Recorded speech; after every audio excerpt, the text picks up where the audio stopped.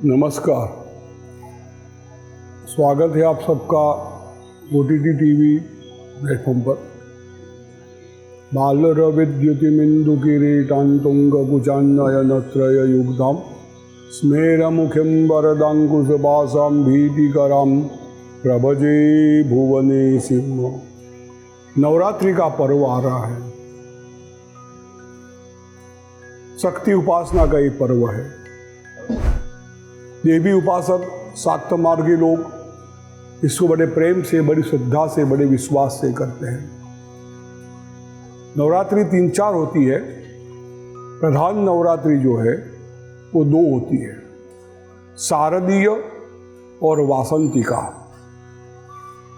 वसंत ऋतु में जो आती है उसको वासंतिका कहते हैं, जो चैत्र महीने में आती है।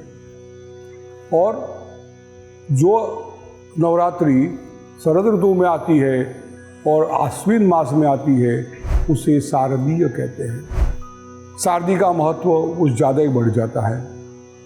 हर जगह, कलकत्ता से लगाकर गुजरात तक और कश्मीर से लगाकर कन्याकुमारी तक माँ के उपासक उसकी उपासना बड़े प्रेम से करते हैं।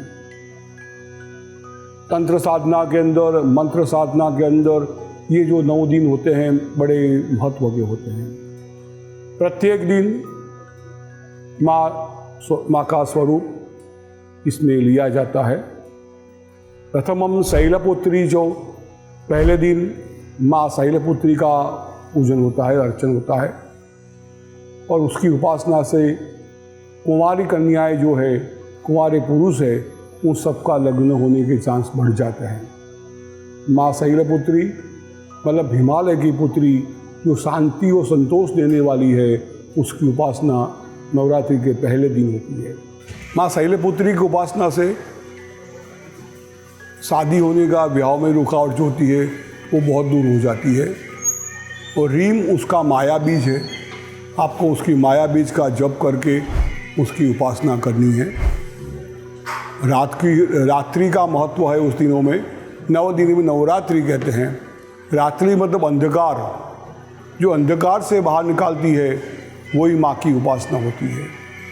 उसमें दुर्गा पाठ, चंडी पाठ का भी बहुत महत्व होता है। दुर्गा पाठ माँ का प्रशंसा के लिए, माँ की उपासना के लिए, माँ का महत्व बताने वाला कोई बहुत शक्तिशाली उपासना का मार्ग है। इसको पढ़ा जाता है, शाक्त मार्गों में इसको पढ़ा जाता है। और उसकी उपासना करने से उस व्यक्ति को उसमें जो चाहे मनोकामना पूर्ण होती है। जो रुकावटें होती है व्यवहारिक जीवन में, वो सब उस पर पूर्ण हो जाती है और वो आगे बढ़ सकता है, जीवन सुखी हो सकता है। क्योंकि आदमी जो भी कुछ काम करता है सुख, समृद्धि और शांति को प्राप्त करने के लिए करता है। तो ये जो नवरात्रि का पहला दिन है खूब ही महत्व का होता है। उस दिन माँ शैलपुत्री की पूजा उपासना करनी चाहिए।